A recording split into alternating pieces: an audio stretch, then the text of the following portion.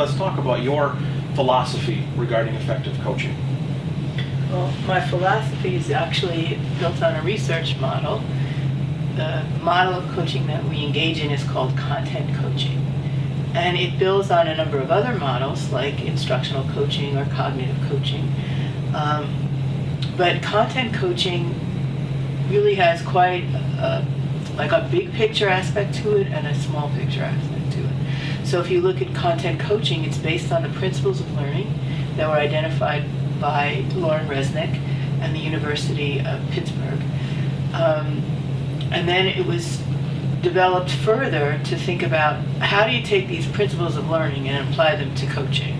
And then also it's based on what's called an incremental theory of intelligence, which is Carol Dweck's work essentially, but in those days I wasn't even aware of Carol Dweck, but it's this notion that intelligence is learnable and that you are continually learning, and through that your brain is actually building those synapses and you're getting smarter. So there's this notion that all of us can learn, and we can learn by the kinds of things we do, and if we apply these principles of learning, such as what we used to call accountable talk, and now it has about 1,000 other names, and that's fine. I mean, it's this notion of how we learn through discourse, and then apprenticeship models, and a lot of what you see in the math practices and so forth are parts of the principles of learning. And so there's a theory of learning, there's a theory of intelligence, and then there are these guiding principles about coaching itself. So our coaching model has a pre-conference during which we co-plan lessons, a co-teaching piece and a debriefing piece. And those are all collaborative. The coach does not come in and say, here's this lesson and we're going to do this, or I'm going to model it for you, or that kind of thing, because we believe that it's a collaborative process. And we have found that the pre-conference is incredibly important, and it is often left out of other coaching models. They usually have we'll be in the classroom together doing whatever, and then we'll talk about it. And we have found that many American teachers have not had enough training in how to develop a robust, well-designed mathematical lesson that gets at big ideas, strategies, and models, and also thinks about who the kids are in their class. So my first author was Fritz Staub, who was a researcher, and we wrote the first book on content coaching. And he came from Europe. I was in New York, and then I traveled to Japan to study lesson study. We combined those different understandings of how to design lessons into a tool that we call the Guide to Core Issues in Lesson Design, which is essentially a series of questions. And Antonia and I rewrote parts of that design piece when we wrote our book, Agents of Change, because we've learned over the years that some of the wording or some pieces of it could have been refined. So that guide actually incorporates through the questions principles of learning, elements of effective design and lesson design that are influenced by American, European, and Japanese thinking. So it's quite a sophisticated model, and it's sort of worked with as a tool where teachers get to think about what they already ask themselves when they're planning lessons, and then think about what they could start asking themselves that might make their lessons better. So the job of the coach is to kind of really massage the teacher's capacity to think more deeply about lesson design, because we believe that it's in the lesson design where you're actually kind of structuring what's going to happen in the classroom. And if your lesson design is really flawed or missing the big idea or missing models that you could use to make the math accessible, or you can't identify the strategies that might come up, you're going to have a pretty bad lesson, no matter how hard you worked on it. So getting the right elements into the design is the work of the coach and the teacher together. It's collaborative. For me, the content coaching, that's where we started thinking about teacher practice in the classroom and how to make that practice effective. But then actually thinking about coaching as a means of changing a system and creating culture, and then you have to go beyond the actual classroom and start thinking about how things are connected. And so who are the pivotal players in whatever that culture is, and how do you work with them to create an organization that's a learning organization. And so coaching for me actually goes beyond the classroom teacher, although the classroom teacher is part of it, to think about structures in a school or in an organization, a district or whatever, and how to work with them. And to build off of that, I guess, because you've touched on bits and pieces of this question, but I'm going to ask it anyway to get clarity, is what are some non-negotiable components of any coaching model or coaching program that might be in place in a school, from big picture down to small picture? First of all, I think everything's negotiable. Okay. But we do have things that are sort of non-negotiable. Okay. So both of us have worked within the Department of Education in New York City, and now we work through Metamorphosis, which is an outside organization providing consulting, coaching to schools and districts. What I learned in District 2, which is where I kind of grew up educationally, is you got to keep your eye on the ball, which is what Tony's talking about. If you're going to move instruction, you're going to move teaching and learning, you got to stay focused on that, and you have to make sure that everything that is playing in the field is coming to look at that, is working on that. So you have to look at every level of the system. So the principal at a school is critical. The principal needs to not only understand what it is the work looks like, but to be able to support it by providing coverage.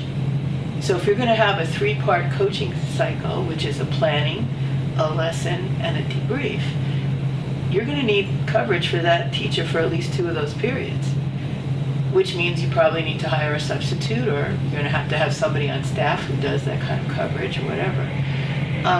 That's kind of non-negotiable, because there's no point going into a teacher's lesson that you haven't discussed ahead of time.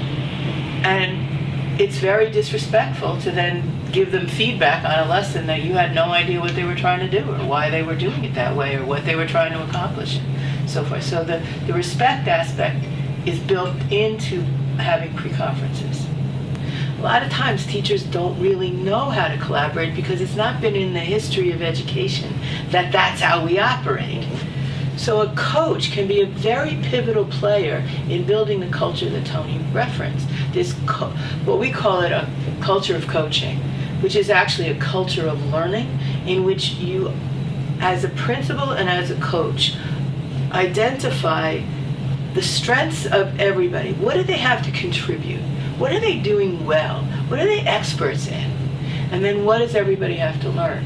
So that you start to move the conversation away from the coach as expert to the coach as facilitator of expertise, and like bringing out the genius sort of in each teacher, and then cross-pollinating, getting people to watch each other and make it very public, so that we do a lot of coaching in which people are watching each other. They're planning together collaboratively. So back to this idea of a grade level meeting or a PLC, we combine that with elements of study lessons, and so the coach may be in that grade level meeting designing a lesson with a group of teachers that, say, we were working with you, we go into your classroom with those teachers, look at that lesson together, and then come out, we debrief first, so you could think about your lesson and so forth, and then these other folks would think about how to refine it and commit to trying it in their classroom. Because you're not going to move a school with one-on-one coaching. We simply don't have enough money or resources to do that. So in order to move a whole school, the coach and the principal have to work as partners, inventing and innovating models in which people work together in small clusters, in these cycles, over time, in order to move an entire school. And that doesn't mean that every teacher's doing the same thing every day in every classroom. It means there's a coherence in our thinking and in our practice that also allows for your style and your creativity and your strengths to come through as a teacher. That's effective coaching, in my view. And it requires the cooperation of every level of the system. Okay. Anything to add to that? or- Yeah, I do have something Awesome. to add to that. So I do have a non-negotiable, and this has grown out of the work I've done in many schools, and that is, if you hire me to work with you, I need to meet with you. So if you are the principal, I will meet with you at the end of the day, and you and I will talk and plan and think about where we've been and where we're going. And the reason I think it's so critical for a coach to establish that working relationship with the leader is that without that leader, the thing is, in my mind, doomed to fail, because you might have pockets where things are working, but it's the leader that brings things together, that helps create the vision with the teachers. So I think it's important to speak to the leader and to make them understand what the work is, what you're seeing, how they can support the work, and without that, often things unravel and don't go very far. You guys have done a great job of talking about the relationship between the coach and the principal, and the relationship between the principal and the teacher. Let's hit for just a second on the relationship between the coach and the teacher. Okay, and Specifically, what- then I want to go back to the coach and the principal. Of because course. I see it, first of all, I think there's one other relationship, and that's the coach and the district. So in some districts, coaches report to principals. In other districts, coaches report to the district. So I see the role of a coach as a bridge builder. And if you look at the history of education, the culture that most schools have is relatively adversarial between principal and teachers. In some places more so than in others. But there's a lot of places where teachers and administrators are sort of like on different sides of the fence. Absolutely. And so one thing that, if you're going to move towards a learning and coaching culture, you've got to build a bridge between the principals and the teachers. And this notion of confidentiality is a really interesting notion to me, because I think we're asking the wrong question, or we're trying to protect the wrong things. So for example, why do we have to protect the idea that Tony is working on building academic discourse in a classroom? Why is that a big secret? What's so confidential about that? If I knew that Tony was working on that, I as a coach or a colleague, and all the other teachers in the school knew that she was working on that, and we knew that there were some teachers who were more further along that journey, why couldn't we hook them up to talk to each other? Why couldn't they watch each other teach? Why couldn't they give each other feedback? Because it's a secret, that's why. Which is a ridiculous notion. So this idea of what has to be confident and what doesn't, what if we made public everything each teacher chose to as their goal? What if there was a short menu of goals that said, these are high leverage goals. You could build discourse, you could build your content knowledge, you could learn how to develop mathematical models, whatever you want. There's 4 or 5 high leverage goals you could pick from as a teacher. And then we noticed, we have this cluster of teachers working on that, and this cluster of teachers working on this. Couldn't we figure out ways of then using that cluster to build the content base of the collective of not only that cluster, but the school? Because confidentiality is a big issue because of adversarial history. It's something that people think coaches are supposed to protect like that. Now, if you're working in a school in which there is a lot of history of adversarial relationships, and the principal is either new or distrusted by the staff, you have to be very careful there. I'm not saying that you have to jump into public announcement of what everybody's working on in year one. You have to build a bridge between this authoritative principal, or the one who doesn't trust their staff or doesn't believe in their staff or whatever, and the teachers. How do you do that? Comes in part through these meetings that Tony is describing, that we meet every time or almost every time with the principal, and we try to understand, what is this principal trying to accomplish? How does what we're doing and what she's doing connect? So there's a mutual purpose that is shared. How does that principal introduce coaching to the school? How does she invite people into it? And one thing I would argue is a totally voluntary model does not work. And a total fix-it model does not work. So if you think, as principal, Tony's not a very good teacher, so I'm going to hire a coach to work with Tony, what you have just done is killed the possibility of building a coaching initiative in your school that allows everyone to grow through coaching. Because the message you've sent is coaching is for people who are failing. And in the world, coaching is for people who are very successful. Olympiad people, people in the Olympics, professional athletes, CEOs of companies, you name it, it's the people who are successful in the world who have the most coaches. In education, I don't need a coach, I know all about it.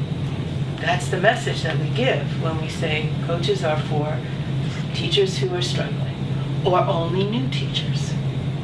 Coaches can be for everybody. Coaching is a process, a learning process. It's not a person, it's a learning process. So how do we all learn how to improve this incredibly complex activity called teaching without coaching each other? How do we do that in our isolated silos? Not possible.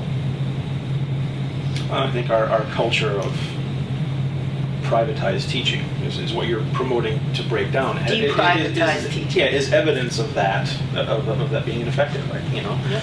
And did you have anything to add to this? I wanted to go back to your question about the coach-teacher relationship. Of course, because absolutely.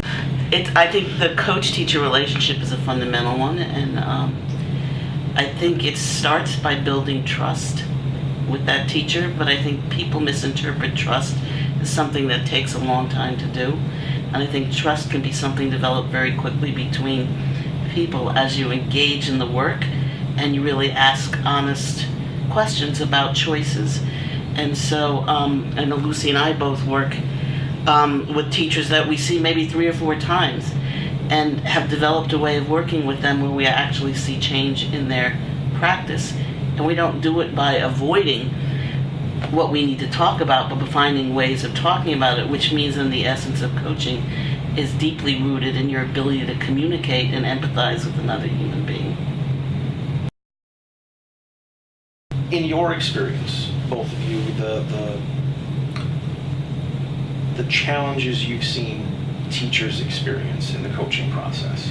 The challenges, well, I think initially for some teachers it's a shock to have teaching is so personal for teachers and they're so invested in it that to actually have someone hold up a mirror where you see something that might not be flattering or that might be puzzling to you or that you're not even aware of is difficult. And so part of it is learning how to learn and to realize that the journey is about learning and that there's no there, that you're going to keep learning. And so the big part of the coach for me is the collaboration is in the learning collaboration and that we're both learning together.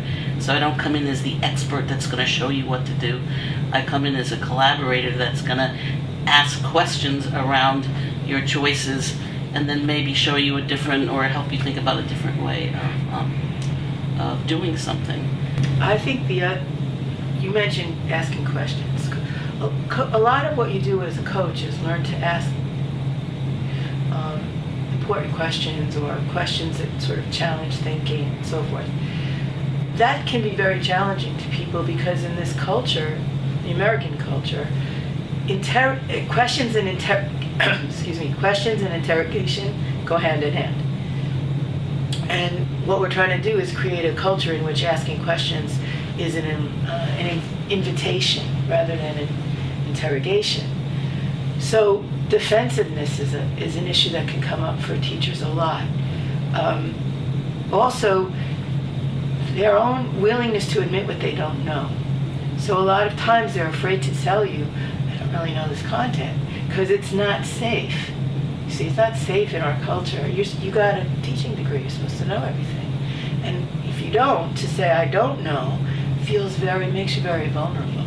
So a lot of times the coach is trying to figure out, what does this teacher really know? Because the teacher's not making it explicit, just not wanting to be vulnerable. So that's something that comes up a lot. The other thing I think that's really hard for teachers is that sometimes they're working with kids, they don't know how to reach. And then their defense mechanism is, these kids can't. Which is a difficult image to try and shift, because you actually see what you believe. So if the kid, for example, doesn't do whatever it is you thought they should be able to do, you're collecting that evidence to keep your belief about that kid in place. When other evidence shows up, you either discount it or don't see it. And so as a coach, helping people to see evidence of something that sort of challenges a belief they have, and to see that evidence again and again, so they finally can see it and think, maybe my belief is what's off.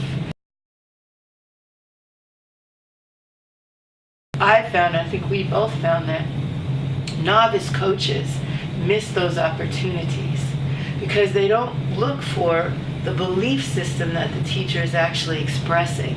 They're like focused on getting through a lesson or designing a lesson or whatever. And so the actual dynamic between the human beings is sometimes superficial. So the person might say something about a student or about math or whatever, and it goes right past the coach's, she doesn't hear it, just keeps going on her own agenda. So I think learning to listen to our different belief systems and when they come into conflict with each other is a challenging thing. And then how to raise them, that goes back to difficult conversations, to say, wait a minute, I think you're believing this, or it sounds like you think this, and I think this. How can we use this as grist for inquiry, rather than I'm going to try to convince you I'm right, and you're going to stick to your guns that you're right? That's a very difficult dynamic in some coaching exchanges. Anything to add there? Yeah, I think that the coach is coming to know and coming to understand that if your goal is to uncover, then your job is really as a researcher, and you're uncovering what a teacher knows and what they believe, and your way in is through those kinds of questions. I think when we're talking about what happens to teachers and why that makes them uncomfortable, because questions are perceived as attacks. And so to establish trust was, I'm going to ask you questions, not to judge you, but to come to know you. And I can only collaborate with you in a certain way if I really understand who you are, what your needs are, what your strengths are, and then maybe what your areas of growth are. And so I think using of the questions to enter into this relationship is really critical. And I think a lot of coaches stay on the surface because they can't ask those difficult questions. They don't feel comfortable asking them, and yet it's the difficult questions that actually can help people learn. And if you look at what Tony's saying, it's actually what I call a fractal to what you want teachers to do with kids. You want teachers to know their kids really well in order to be able to figure out how to assist them. Well, a coach needs to know the teacher really well in order to figure out how to assist them. So it's a similar dynamic that goes on in coaching, that goes on in teaching. And the notion of asking a lot of questions and developing accountable talk, so the other person is telling you a lot about what they're thinking, that's what you're trying to do. Same thing that you're trying to get them to do in the classroom. Let's move right to, real quick, a couple of strategies that you guys have seen that are effective in bridging some of those challenges, whether it's a challenge for a coach or for a teacher. And I'll leave the choice up to you guys as to which ones you'd like to tackle. Well, the first thing is your opening conversation with the teacher. First of all, if you can, you have an opening conversation before you watch them teach, because you want to watch somebody teach before you have a real coaching conversation, but a get-to-know-you conversation. So for us, we often advise our consultants and so forth to meet with a teacher and to just say, the principal's hired me, whatever. How did you come to be someone who I'd be working with? Are you open to this? What are you interested in learning? What do you think some of the challenges are in teaching math. You try to get the teacher to open up. And if the teacher says, well, the principal told me I had to do this, then you say something like, wow, that must feel uncomfortable.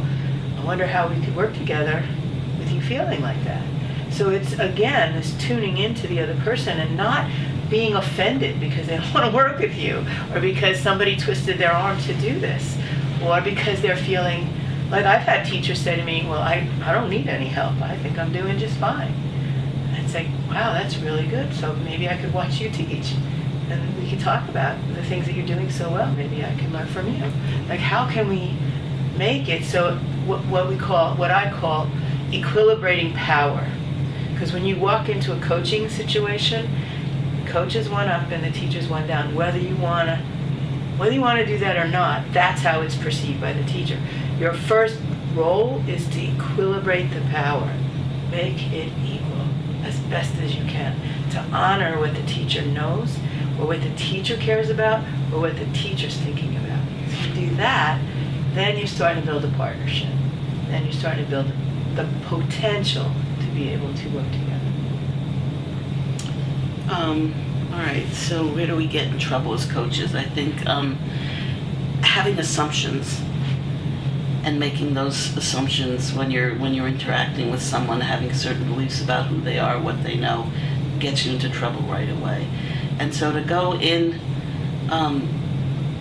with the kind of affect where you're curious and you're not judgmental, right, is really difficult. And so a tool for coach is to gather information, to start in a place where you're gathering information and you're not judging that information. You're trying to uncover who this person is, what their needs are, what they believe.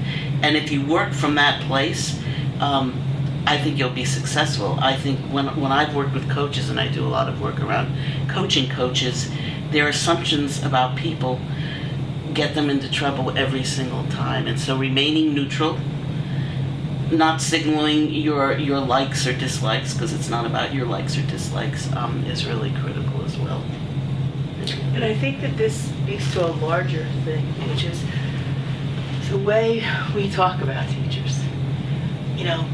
I told you before, most principals want the coach to work with the fix-it teacher, the resistant teacher. See, hear all that language? That's a very disrespectful language. And so it's very hard then not to have a judgment, because the principal's already given you a judgment about that teacher that is already negative. I've worked in districts where they'll say things to me like, there's no potential here. Like, nobody's, these are failing districts or whatever. When you have that perspective, you're right.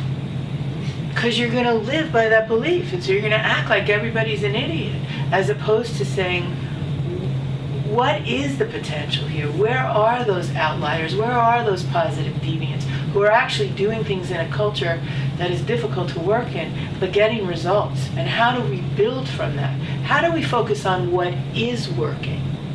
And when you walk into a classroom in which there's a lot of difficulties, this is a big challenge for a coach, what do you focus on? You can't focus on 27 things. You have to focus on something that's high leverage and that the teacher thinks matters. And then when you find that, you start to massage that piece a little bit. Then you could start to work on another piece. It's finding that specific goal that both of you value. That's not so easy, especially when there are many things you could be working on. And I think that actually was a very good first question for coaches or leaders of coaching programs to push their thinking. You guys have another one by chance that you would ask going into some place, or somebody says, we have this coaching program, what do you think? What questions might you have for them to push their thinking? One question I would have is who's talking to who and who's missing from the table. So you have this initiative. Who designed it? Did the people who it was going to impact have a voice? Or did you impose it? Is it completely voluntary? And if so, why? I look for evidence of success. Like, where is the success? What kinds of success are you having? And how are you spreading that? And maybe the reflective piece of how do you assess where you are in relationship to where you'd like to be, and to be able to change direction if need be. A lot of people create this very rigid structure and then they want to live within it, as opposed to stepping back and saying, wait a minute, here's what we missed. And the talk I'm doing with the principal tomorrow is really us thinking one thing and having to stop and say, you know what? We were totally wrong in how we were thinking about this, and we need to step back and change direction. And I think that does it. It's like the Titanic going towards an iceberg, and people are just like, yeah, we're gonna hit it, whatever. As opposed to, you know what, we're creating a culture here, there are things happening, and we really need to think about this. And I think keeping the pulse on how people are feeling about what's happening, and if they do have a voice, is really important in the work. So maybe the question is, how might you be wrong? What in your design might be flawed? Because whatever results you're getting is in your design. All right. Well, thank you very much. You're I think welcome. that